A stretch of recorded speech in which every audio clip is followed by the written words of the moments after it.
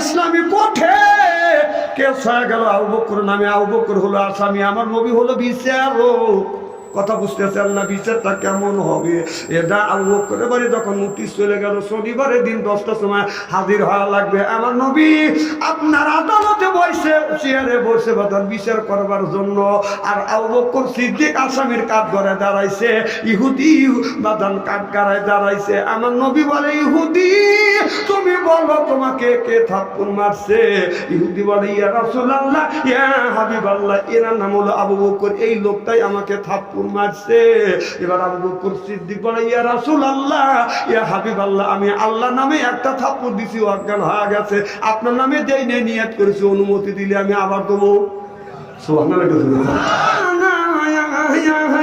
পাখির তো খাওয়া হইল না, মসজিদকে খাওয়াইলে ছানা পাখি কি খাবে? পাখি গু খাবে, তা তোর কি? পাখি কয় নামাজ পড়, পাখি কয় রোজা কর, পাখি কয় হজ কর, যাকাত কর, পাখি কয় বেশি বেশি করে জিকির কর। রাসূল বললেন, কুল্লু সাইয়্যিন সিগালাতু কুল্লু বিহিল যিকরুল্লাহ, বেশি বেশি করে জিকির করো, কলবের ময়লা আল্লাহ পরিষ্কার করে দিবে। তারপরে যদি ময়লা মরে সাবান সোটা দিলে বাদান পরিষ্কার হয়। আর অন্তরে ময়লা পরিষ্কার করতে হলে জিকির করা লাগবে কার? ও মনে বাবনা পাতা দাগ লেগেছে, মনে বাবনা পাতা দাগ লেগেছে, ধুইলে কি যায় সাবানে সাবানে।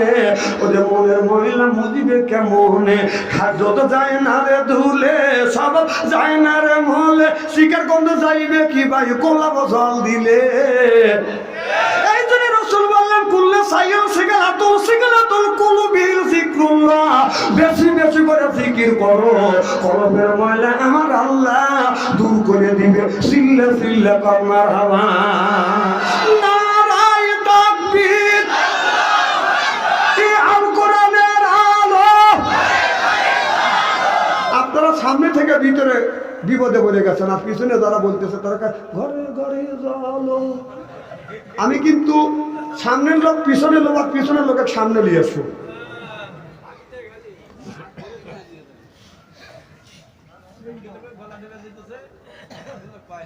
ও গলা দিছে কাউরা, অক্টোবরে তো শুরু করছে, আমার গলা যাবে না, কথা তো কমে যাচ্ছে না। আমার ভাইয়ের, আমার মুসলমান ভাইরে, আল্লাহ যখন বলল দুনিয়ার মানুষেরা আসসালাতুল মিফতাহুল জান্নাত, রাসূল বললে যারা আপনার নামাজ পড়বে তারা জান্নাতের চাবি পাবে, আর নামাজ পড়লে জান্নাতের চাবি পাবে, আর দান করলে ওই লোকটা বাদান জান্নাত পাবে। সুবহানাল্লাহ বললেন না? আল্লাহ নবী এই জন্য বললেন, তোমাদের দানের হাতটা তোমরা লম্বা করো। এই কথা যখন রাসূল সাল্লাল্লাহু আলাইহি সাল্লাম ঘোষণা দিলেন, আল্লাহু গানি ও আনতুম ফুকারা, আল্লাহ হলো গানি, আল্লাহ হলো ধনী, আমরা সব মানুষ বাদান ফকির। কথা বুঝতেছেন না? আল্লাহু গানি ও আনতুম ফুকারা, আল্লাহ হলো ধনী, আমরা সবাই হলাম গরিব। যখন আল্লাহ নবী ঘোষণা দিলেন তোমরা দান করো আল্লাহর রাস্তায়, তখন এক ইহুদি হযরত আবু বকর সিদ্দিকের কাছে যা বলতেছে, আবু বকর তোমার আল্লাহ ফকির, তোমার নবীও ফকির। এই কথা যখন বলছে, আবু বকর সিদ্দিক রাদিয়াল্লাহু তাআলা আনহু বাদান রাগ সহ্য করতে না পারে চিন্তা করতেছে, আল্লাহকে গালি দিছে ফকির বলে, আমার নবীকে গালি দিছে ফকির বলে, আমি আল্লাহর নামে একটা থাপ্পড় আর নবীর নামে একটা থাপ্পড়, আমি আল্লাহর নামে থাপ্পড় মারছে। ইহুদি চক্কর খায় জমিনে পড়ে গেছে, আর জ্ঞান নাই। সুবহানাল্লাহ, একটু জোরে বলুন। আবু বকর কয় যে আল্লাহর নামে দিছি তাই জ্ঞান নাই, রাসূলের নামে দিলি তো খুঁজেই পাবনি না। এই ইহুদি, খুব ভালো করে শুনেন, এই ইহুদি মার খাওয়ার পরে আবু বকর চলে আসে, লোকটা বাদান আস্তে আস্তে বাড়িতে যাইয়া আমার বিশ্বনবী দরবারে যা বলি, ইয়া রাসূলুল্লাহ, ইয়া হাবিবাল্লাহ, আপনার আবু বকর দেখেন আমার গালে থাপ্পড় লাগাইছে, দেখেন গো নবীজি আমার গালটা ফুলে গেছে, 5টা আঙ্গুল উঠে গেছে। নবী গো, আমি আপনার আদালতে মামলা দায়ের করিলে আপনি ন্যায় বিচার করে দেন। কার নামে? কয় আবু বকর সিদ্দিকের নামে। আমার নবী মনে মনে চিন্তা করলেন, থাপড়া থাপড়ি কাম তো আবু বকরের না, এই কাম করে আমার। এবার আমার নবী বললেন, লোক চিনতে তুমি ভুল করতেছ, এটা মনে হয় আবু বকর না, এ কাম করছে ওমর। কথা বুঝতেছেন না? কারণ রাসূল বলেছে নবীর যতগুলি সাহাবী ছিল তার সাথে নরম সাহাবী বাদল হচ্ছে বাদল আবু বকর সিদ্দিক, আর গরম সাহাবী হচ্ছে হযরত ওমর রাদিয়াল্লাহু তাআলা আনহু সিল্লাতান মারহাবা। আমার নবী বললেন তুমি মনে হয় বোঝায় ভুল করতেছো, বলায় ভুল করতেছো, চেনায় ভুল করতেছো। ইহুদি বলে নবী গো আমি আবু বকরকে চিনি, ওমরকে চিনি, থাপ্পড় আমাকে আবু বকরই মারছে। কি হলো? তুই যাইতেছিস, যা যা, তখন খায়া ভালো দেবো আমি। ও যাচ্ছে আর কোথাতে, আমি মেলা গেলাম। খুব কি খারাপ লাগতেছে? মারহাবা কর, আল্লাহু আকবার। আর কি শীত আছে দেখছেন, কোরআনের একটা অ্যাকশন আছে, সুবহানাল্লাহ কর। আমার ভাইরা আমার, এবার আবু বকরের নামে কেস হয়ে গেল ইসলামী কোর্টে, কেস হয়ে গেল আবু বকরের নামে। আবু বকর হলো আসামি, আমার নবী হলো বিচারক। কথা বুঝতেছেন না? বিচারটা কেমন হবে এটা আবু বকরের বাড়ি যখন নোটিশ চলে গেল শনিবারের দিন 10টার সময় হাজির হওয়া লাগবে, আমার নবী আপনার আদালতে বসে চেয়ারে বসে বাদান বিচার করবার জন্য। আর আবু বকর সিদ্দিক আসামির কাঠ ধরে দাঁড়াইছে, ইহুদি বাদান কাঠ গাড়ায় দাঁড়াইছে। আমার নবী বলে ইহুদি তুমি বলো তোমাকে কে থাপ্পড় মারছে? ইহুদি বলে ইয়া রাসূলুল্লাহ ইয়া হাবিবাল্লাহ, এর নাম হলো আবু বকর, এই লোকটাই আমাকে থাপ্পড় মারছে। এবার আবু বকর সিদ্দিক বলে ইয়া রাসূলুল্লাহ ইয়া হাবিবাল্লাহ, আমি আল্লাহ নামে একটা থাপ্পড় দিছি, অজ্ঞান হয়ে গেছে, আপনার নামে দেই নে নিয়ত করেছি, অনুমতি দিলে আমি আবার দেবো। সুবহানাল্লাহ। আল্লাহ বলি বুঝছি, থামো, আমি বিশ্বাস করছিলাম না যে তুমি থাপ্পড় মারছো, আমি জানি যে কাম থাপড়া থাপড়ি কাম হলো ওমরের, তোমার কাম থাপড়া থাপড়ি না, তুমি তুমি এই কাম করলে কে? তুমি একে মারলে কেন? আবু বকর বলে ইয়া রাসূলুল্লাহ ইয়া হাবিবাল্লাহ, নবী গো আল্লাহ ধনী আর দুনিয়ার সব মানুষ হলো আমরা ফকির। আমরা কি? আরো জোরে ফকিরও বলেছে না, আল্লাহ ধনী আমরা কি? আল্লাহ তুলনে আমরা কি? আল্লাহর কাছে আমরা কি? আরো জোরে। আর আমরা যদি ফকির হয়, আমাদের ঘরে বউ বাল বাচ্চা আছে, আমাদের বউ আছে, বউরা কি? আরো জোরে, জোরে হলো না, বলো যায় না, খবর আছে। বউ বলে এত মানুষের মধ্যে তুই আমার ফকিন্দি করলি। মা বোনরা আছে না, মা বোনেরা আপনারা শুনতে চান, আমি কোন ফকিন্দি কইনি, এই যে আপনারা বই কইছে জানি আজকে। আবু বকর বললেন ও নবীজি, ইহুদি আপনাকে ফকির বলছে, আমার আল্লাহকে ফকির বলছে, আমি সহ্য করতে পারি না, দুনিয়ার সবকিছু সহ্য করতে পারি, আল্লাহ কারা আল্লাহ রাসূলের গালি দিকে আমি আবু বকর সহ্য করতে পারি না, এই জন্য থাপ্পড় লাগাইছি। সুবহানাল্লাহ। আমার নবী বললেন ইহুদি আমার আল্লাহকে ফকির বললি, আমাকে ফকির বলছিস আমার দুঃখ নাই, আমারও যে আল্লাহ তোদেরও তো সেই আল্লাহ, সেই আল্লাহ কেন তুই ফকির বলছিস? এবার ইহুদি বলে আমি বলি না, এমনি আবু বকর মারছে। আমার নবী বলে আবু বকর ইহুদি বলতেছো তুমি মারছো, লোকটা বলে নাই আর তুমি বলছো, বলছে দেখে মারছা, তুমি মারছো ওকে। হুজুর আমি মারি নেই, আপনার কি বিশ্বাস হয়? আমার নবী বললে আমার বিশ্বাস হয় না, তবে আপনার এই বিচার ইসলাম সাক্ষী ছাড়া কোনো বিচার করে না, তোমার সাক্ষী নিয়ে আসো। এবার আবু বকর কান্দে আর বলে নবী গো আমার কোনো সাক্ষী নাই, আমার নবী আপনার ইসলামী বিচার করতেছে। আবু বকর তুমি যখন সাক্ষী আনতে পারলে না, আমার নবী বললেন আলকাতে বিল কাতিয়াত বদলি ইয়াত, হাতের বদলা হাত, খুনের বদলা খুন হলো বাদান ইসলামের বিধান। সুবহানাল্লাহ। খুনের বদলা খুন যদি ইসলামের বিধান হয়, আমাদের বিগত সরকার আপনার 3000 মানুষকে বাদান হত্যা করছে, 3000 মানুষকে যে আপনার গুলি করে মারছে, শত শত ছেলের হাত ভঙ্গ করছে, পা ভঙ্গ করছে, চোখ বাদান অন্ধ হয়ে গেছে। সেই হিসাবে যদি বিচার করা যায়, মৃত্যুর বিচার যদি মৃত্যু হয়, 3000 বার ওর ফাঁসি হইবে। কথা কার? আল্লাহ রাসূলের আইন। এটা বলি, ওনারা আবার বলবিনি ক্ষমতা আগে আসলে আসিস না না আসিস, তখন বাংলাদেশের লোক ভোট দিবে লেগে বসে রয়েছে, তোরা খালি একবার মাঠে না না।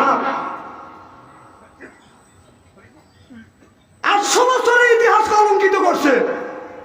800 বছরের মধ্যে একটা লোক পালায় নাই, সেই বলেছিল 800 বছর আগে রোম আর পারস্যের বাদশা, এরা রাত্রের বেলায় অন্ধকারে 2 দেশের লোক পালা গেছিল ওমরের সময়। আর 800 বছর পরে তোরা সব মাতো বলেছে তোরা একবারে নীরব হয়ে গেছিস।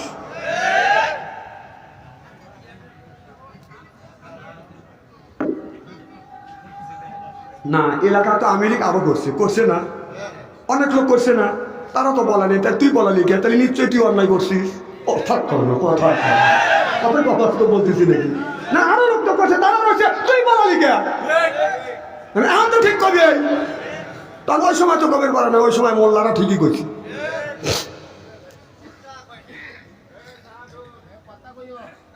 তুমি কয়ো, তোমাকে আমি চিনি না। তুমি কখন কথা কও? বাদ্য বড় হাতে কথা কও না, মা বাবার হাতে কথা কও না। রাস্তা দিয়ে একটা মেয়ে যদি দেখা এমনি আমি চিনি না। যেই যুবকের কাছে আছে তার ফোন ভালো থাকে না ওদের মন। যেই যুবকের নাই বাজান অর্থ, বাজান প্রেমে হয়ে যায় বাজান ব্যর্থ। প্রেম করে খাইছে শাখা, হয়ে গেছে বাঁকা, মন হয়েছে ফাঁকা, রাগ করে চলে যায় বাজান ডাকা। খেপালিও না, স্ত্রী করে ভালো করে।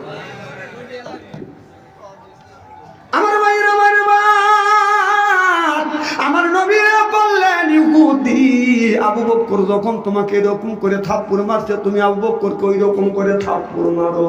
এবার ইহুদি আবু বকর সিদ্দিককে বাদান থাপ্পড় মারার জন্য যখন যাচ্ছে, এমন সময় জিবরাইল আলাইহিস সালামকে আল্লাহ পাঠা দিলেন, মুহাম্মদ হাই গিবনা গোপ্তা টানা গোপ্তা। জিবরাইল হাই গিবনা গোপ্তা টানা গোপ্তা রব্বুল জলিল সিল্লায়া মারহামা। জিবরাইল আলাইহিস সালাম আইসে আল্লাহর কাছ পক্ষ থেকে আসিয়া আপনার কোরআনের আয়াত তাওয়াদা নাযিল করে দিলেন। কথা বুঝতেছেন না? কোরআনের আয়াতটা নাযিল হয়ে গেল, লাকাদ সামিআল্লাহু কাওলাল্লাযিনা ক্বালু ইন্নাল্লাহা, সুবহানাল্লাহ বললেন না? লাকাদ সামিআল্লাহু কাওলাল্লাযিনা ক্বালু ইন্নাল্লাহা, সুবহানাল্লাহ। আল্লাহ বলে দিলেন, আল্লাহ বলেন, হে নবী আবু বকর যেটা বলছে এটাই সত্য বলছে, ইহুদি তো মিথ্যা কথা বলছে। আবার আমার নবী বললেন, দাবি দিও না। কে রে ইহুদি, তুই না মিথ্যা কথা বললি? কারণ আল্লাহ আমার কাছে আয়াত নাযিল করছে। ইহুদি ব্যক্তি কয়, হুজুর আমি কি জানি আবু বকরের পক্ষে আয়াত নাযিল করিবে। সুবহানাল্লাহ বলে বল। ইহুদির সঙ্গে সঙ্গে কলমা পড়ে বাদার মুসলমান হয়ে গেল। সুবহানাল্লাহ বললেন না?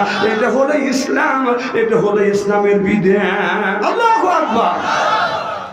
এক মুসলমান এক ইহুদি তর্ক বিতর্ক করছে, রসুলের কাছে বাদী হয়েছে। ইয়া রাসূলুল্লাহ, ইয়া হাবিবাল্লাহ, ইহুদি বাদী হয়েছে, নবী আপনি বিচার করেন।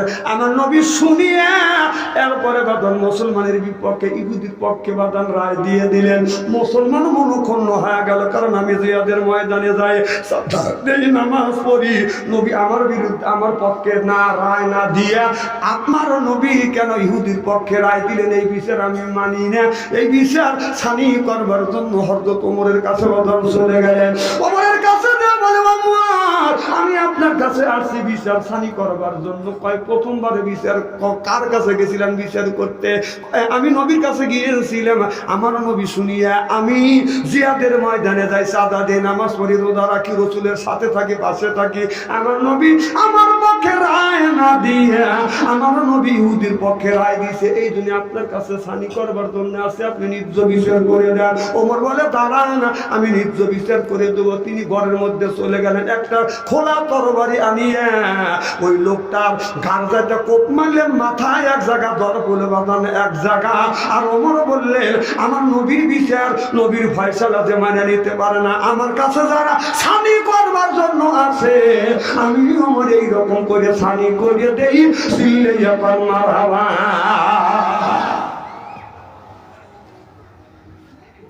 আমার ভাইরা, আমার এই কথা সরে গেল, সারা দেশে সরে গেল, মক্কা মদিনায় চলে গেল, কি চাও? ওমর একটা মুসলমানে মারছে।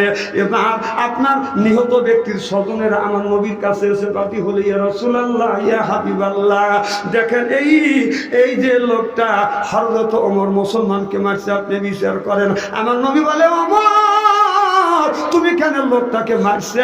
তুমি কি জানো ইসলামের বিধান হলো হত্যার বদলা হত্যা। তুমি তাকে হত্যা করছো, স্বজনেরা দাবি করছে, এখন ইসলামের বিধান হিসেবে তোমাকে কিন্তু হত্যা করব। কথা বুঝতেছেন না? ইতিমধ্যে আল্লাহ জিবরাইল আলাইহিস সালামকে পাঠিয়ে দিলেন আয়াত নিয়ে। এই জিবরাইল আলাইহিস সালাম এসে বলতেছে, ভালা ও রব্বুকা লা ইউমিনুন, ও নবীজি হযরত ওমর যে ফয়সালা করছে, আমার আল্লাহ এই বিষয়টা আল্লাহ সমর্থ করেছে। আল্লাহু আকবার। এটাই হলো মাদানী ইসলাম। এই ইসলামের আইন যদি বাদান প্রয়োগ করা হয়, উল্লাপাড়া কত নেতার বরদান থাকবে না? খুব মনে রাগ করতেছে। বাংলাদেশে কত মৌলানা রয়েছে, টাকা না বাদ থেকে বাচ্চা আনছে এখান থেকে। আমি কই টাকারই আনো গা, আমাকে লাভ কাকি। খুব খারাপ লাগতেছে আমার ভাইরা, মুসলমান ভাইরা। আল্লাহর হাবিবের প্রিয় উম্মতের ওদিকে আমি যাইতে চাই না। আল্লাহ বলে, অকদা রব্বুকা, হে বান্দা মাথা সত্য করো, আল্লাহ তাআবুদু, আমার গোলামি করো, ইল্লাহু, আমার বন্দেগী করো, ওয়া বিল ওয়ালিদাইনি ইহসানা। আল্লাহ কয়, বান্দা রে আমার দাসত্ব, আমার গোলামি করবার পরে তোমরা তোমার নিজ নিজ পিতা মাতার খেদমত করো। সুবহানাল্লাহ বললেন। ও বাবা, ভালো ছেলে কোনোদিন মা বাবার অন্যায় করতে পারে না, মা বাবাকে গালি দিতে পারে না, মা বাবার সাথে দুর্ব্যবহার করতে পারে না। নামাজি ব্যক্তি মা বাবাকে গালি দিতে পারে না। কলবে আল্লাহ নূর তাজেল্লাহ, কলবে আল্লাহ নূর তাজেল্লাহ। সুবহানাল্লাহ তো জোরে কর। ওইদিকে বাদাম যেতে চাই না। যে লোকটা বাদাম নামাজ পড়ে তার মনটা ভালো আছে। আল্লাহ বলে, ওয়াকাদা রব্বুকা, হে বান্দা আমার দাসত্ব করো, আল্লাহ তাআবুদু, আমার গোলামি করো। এই যে মা বাবার ওয়াজ চলে আসলো, আয়াতটা বললাম, দেন কিছু লোক উঠে চলে যাবো, বুঝছে যার মা বাবার খেদমতের কথা কবি, শ্বশুর শাশুড়ির কথা কবে পারে না, ও লয় করে উঠে চলে যাবে। কারণ হলো এই মা একটা মুরগি জব করে 3টে ভাই 3টে বোনে খাওয়াইছে, আর শ্বশুর বাড়ি গেলে শাশুড়ি একটা মুরগি জব করে আমাকে একটাই খাওয়াইছে। মা খাওয়াইছে মহব্বতে, আর তোর শাশুড়ি খাওয়ায় টান দিবেন লেগে কম আমার মেয়ে একজনই ভালোবাসে না, কথা কেউ অবাক তো বলতেছে নাকি? যে লোকটা উঠে যাবে বুঝতে হবে ও মা বাবার দেখতে পারে না, শ্বশুর শাশুড়ি পাগল। দেখি কারা উঠে যাবে, যাই উঠে যাবে তাই বলবে সে বুড়ো হোক আর যুবক হোক।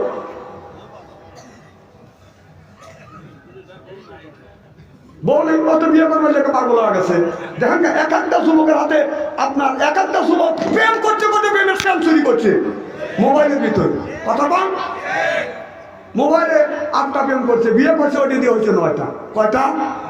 ও বাসর ঘরে যাইয়ে বাঁধেন একটা আমল আছে, বাসর ঘরে যাইয়া স্বামী স্ত্রী বাসর ঘরে যাইয়া কুব্বালা দিয়ে খাটলে কুব্বালা দিয়ে রেসবি, কুব্বালা দিয়ে আয়না আইনি 4টা জায়গা চুমো দিবে, আর 2 রাকাত নফল নামাজ পড়িয়া স্বামী স্ত্রী আল্লাহর কাছে হাত তুলে মোনাজাত করিবে। স্বামী স্ত্রীর জীবনের শুরু থেকে বাসর ঘরে রাখ পর্যন্ত সগীরা গুনাহ আল্লাহ মাফ করে দিবে। এখন বাসর ঘরে গেছে, ছেলেটা বিয়ের আগে 8টা ভালোবাসা করছে, বিয়ে করা দিয়ে 9টা বাসর করে যা মনে মনে চিন্তা করতেছে আমি সলির জিনিস পাইছি। বউ বলে আসো 2জন নামাজ পড়ি, ও নামাজে যায় না।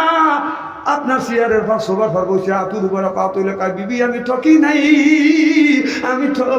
নাই রে।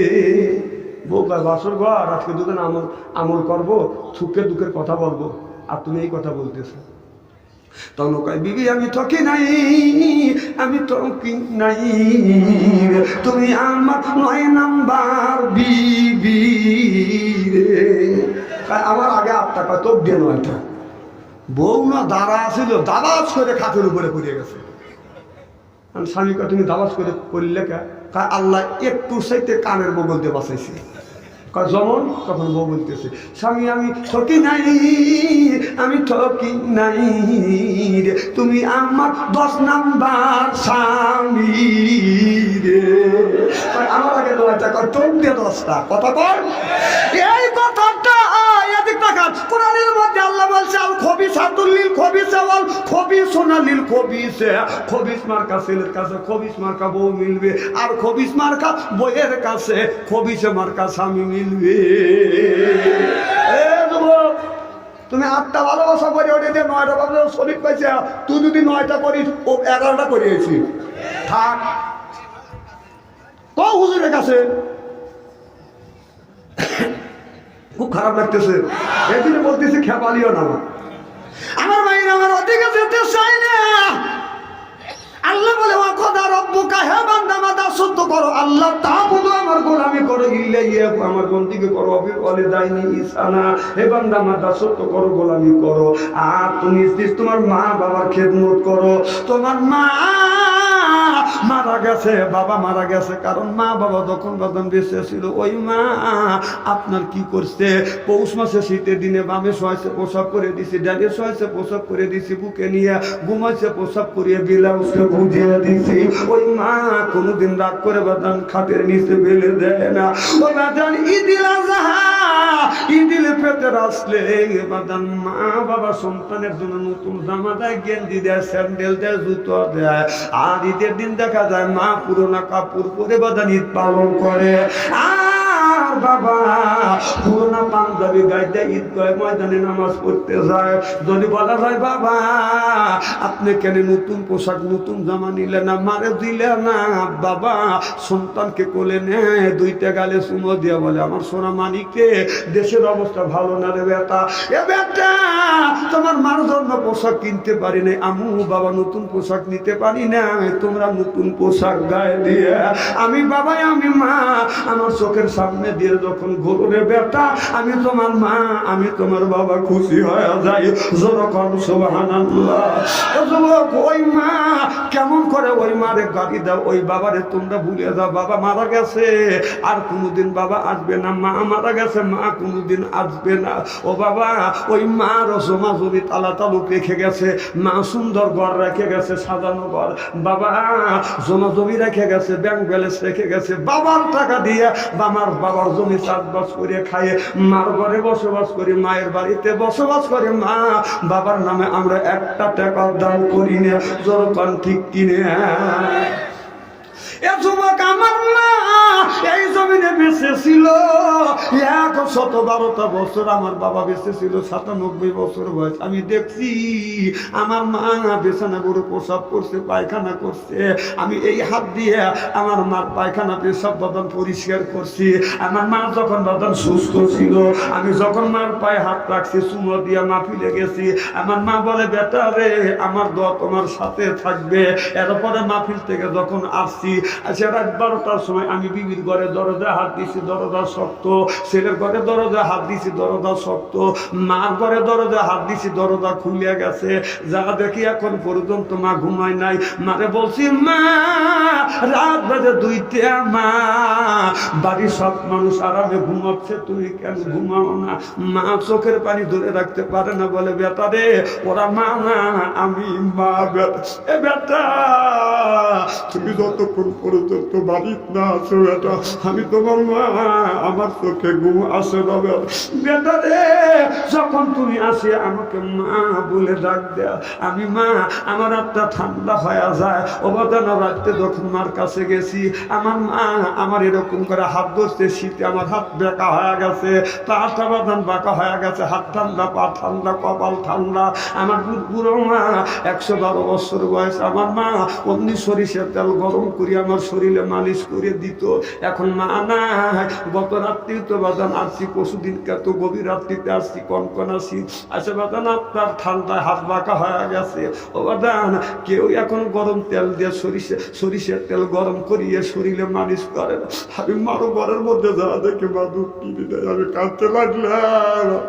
আমার বিবি বলে স্বামী কেন কাঁদে না? আমি বললাম বিবি রে মা তখন বেঁচে ছিল, আমি বাড়ি কাঁদছি আমার ঠান্ডা, আমার পা ঠান্ডা দেখে আমার মা সরিষার তেল মালিশ করি, আমার শরীর গরম করি, আমার শরীরে মালিশ করতে। বিবি রে আমার কেউ শরীরে সরিষার তেল মালিশ করে না, গরম করে দেয় না। বিবি আজকে যদি মা থাকতো আমার শরীরে তেল গরম করিয়া মালিশ করতো। দুঃখে মা ব্যথায় সহ্য করতে না পেরে বাড়ির পাশে মাকে কবর দিছি। গভীর রজনীতে মা বাবা কবরের পাশে দাঁড়াইছি। আস্তাগফিরুল্লাহ 7 বার সূরা ফাতিহা, 2 বার সূরা ইখলাস, 3 বার হারে 4টা কলেমা নবীর উপরে দরুদ শরীফ পড়ে আল্লাহর কাছে হাত তুললাম, বললাম আল্লাহ মা নাই বাবা নাই, কেউ আমার জন্য অপেক্ষা করে না। ও আমি জানি না কার মা দুনিয়ায় নাই, মাই কবরে বাবা কবরে। কোন ব্যক্তি মা বাবার জন্য যদি দান খয়রাত করে, এই দানের দৌলতে আল্লাহ মা বাবার কবরের গোড়া মাফ করিয়া দেয়। যেরকম সুবহানাল্লাহ। আমি জানি না কার মাতা কবরে বাবা কবরে। মা কোনোদিন একটা ব্লাউজ চাবে না, বাবা একটা পাঞ্জাবি চাবে না। ও বাবা না, একজন ব্যক্তির কাছে আমি বলবো মসজিদের উন্নতির জন্য, একজন বলে হুজুর মা নাই আমি 10,000 টাকা দেবো, একজন বলো হুজুর বাবা নাই আমি 5,000 টাকা দেবো, একজন বলো হুজুর 2,000 টাকা, একজন বলো হুজুর আমি 1,000 টাকা দিব। ও বাজান আমি 10 জন ব্যক্তির কাছে 10,000 টাকা চাই, একজন বলো হুজুর মা কবরে বাবা কবরে 1,000 টাকা দিবেন কি? একটা হাত তুলেন তো দেখি। ওটা পরে লেখাটা পরে, একটু একজন হাত তুলেন। 1,000 টাকা দেওয়ার মতো লোক কে আসান? নাই। কি নাম? আব্দুল জলিল 1,000। আপনার নাম কি বাবা? তোমার নাম? হ্যাঁ উদ্দুস। 2 জন হয়েছে। 3 নাম্বার একটা হাত তোলে। কি নাম?